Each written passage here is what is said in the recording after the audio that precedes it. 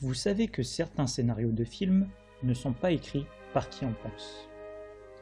Et oui, ils sont écrits par des personnes que l'on ne peut ni voir ni entendre. Enfin, du moins pas toujours. Aujourd'hui, je vais vous parler de Simus, un petit fantôme qui avait un rêve, celui de devenir un scénariste célèbre. Il vivait dans le plus grand studio de cinéma au monde. Je sais que vous connaissez son nom, pas besoin de le nommer. Mais comme vous pouvez vous en douter, personne ne pouvait remarquer la présence de Simus. Et pourtant, il essayait de crier, faire des grands gestes, pousser des projecteurs. Dans le meilleur des cas, les gens ne le voyaient pas. Dans le pire, il s'enfuyait en hurlant de peur que le studio était hanté. « Hanté ?» se dit Simus. « Bien sûr qu'il est hanté, je suis là, mais je ne veux pas vous faire peur. » Mais encore une fois, aucune réponse. Vous allez me dire, pourquoi n'a-t-il pas cherché autre chose à faire? Je vous répondrai simplement que Simus a voulu tout essayer avant de lâcher l'affaire. Un jour, il eut une idée. Il passa la nuit à écrire des dizaines et des dizaines de pages qu'il déposa sur les pages d'un scénario qu'un acteur avait oublié dans sa loge, puis il attendit. Le lendemain, le personnel commença à tourner le film et l'acteur se mit à jouer le scénario de Simus. Une prestation grandiose.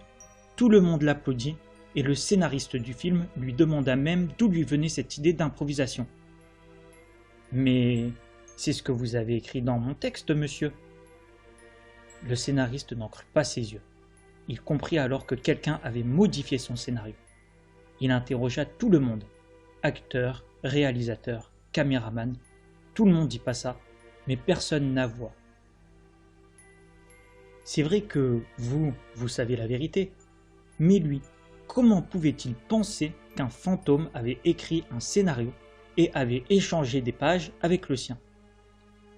Et le pire, c'est que c'est à ce moment-là que Simus eut une révélation. Certes, il ne pouvait pas être vu, mais son travail, lui, pouvait l'être. Alors chaque nuit, il décida de remplacer des pages de scénario par ses écrits. Et chaque matin, les différents réalisateurs étaient fascinés par ce phénomène qu'ils ne pouvaient expliquer. Le studio hanté maléfique devint ainsi un studio apportant gloire et talent.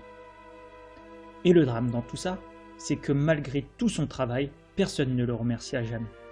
Personne. Sauf peut-être le petit garçon qui dessinait des bandes dessinées, pendant que son père tournait des films.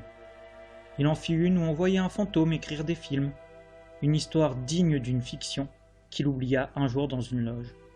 Une histoire qu'on ne retrouva qu'une semaine plus tard, au même endroit, avec un gribouillis en bas de la page.